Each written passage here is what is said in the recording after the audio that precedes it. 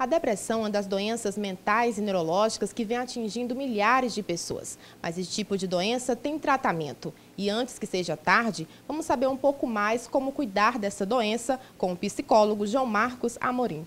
Então, João Marcos, quais são os fatores aí, podemos dizer assim, de riscos que podem levar aí à depressão? Existem vários fatores de risco que podem levar um sujeito à depressão, né? Como, por exemplo, a dificuldade em buscar o acesso ao serviço de saúde, a mistificação, o preconceito em relação a ter que procurar a ajuda de um profissional da psicologia, né?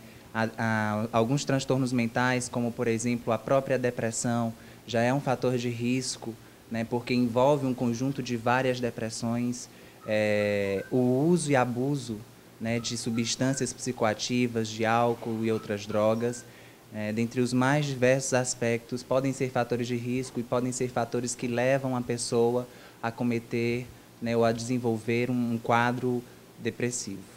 Mas o que seria mesmo essa depressão que vem aí provocando esse transtorno em várias pessoas no mundo todo?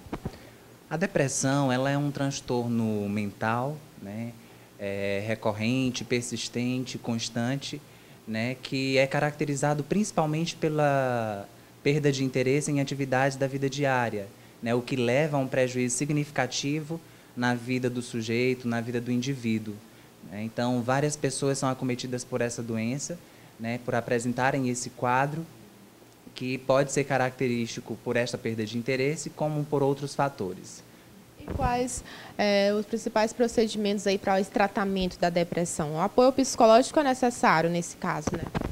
Sim, o apoio psicológico ele se caracteriza como sendo de grande fundamental importância diante dessa temática ao tratar a depressão, né? Mas existem outras formas de como você pode tratar a depressão, como, por exemplo, o uso de medicamentos, que também está associado ao tratamento, né?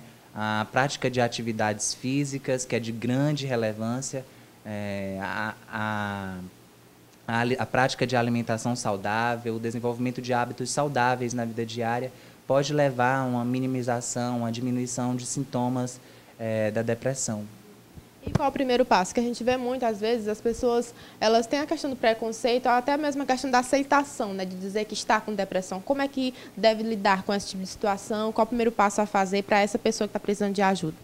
Bom, eu costumo dizer que a família ela exerce um papel muito importante na vida do sujeito que apresenta esse quadro de depressão, né? Então, a família é primordial nesse momento, né? Trabalhar esse sentimento, apoiar, mostrar que está presente na vida dele, na vida dela, né?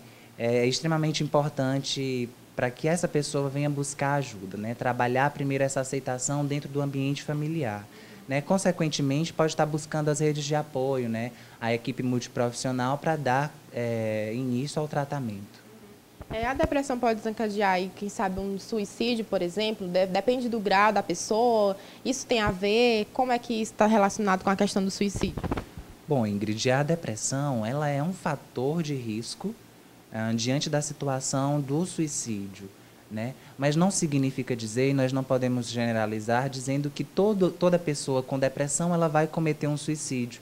Até mesmo porque cada ser reage diferente diante das mais variadas situações, né? Então, diante dessa situação de depressão, né, nós podemos dizer que ele pode ter depressão, mas não significa dizer que ele vai cometer um suicídio, apesar de a depressão ser um fator de risco na vida desse ser, né?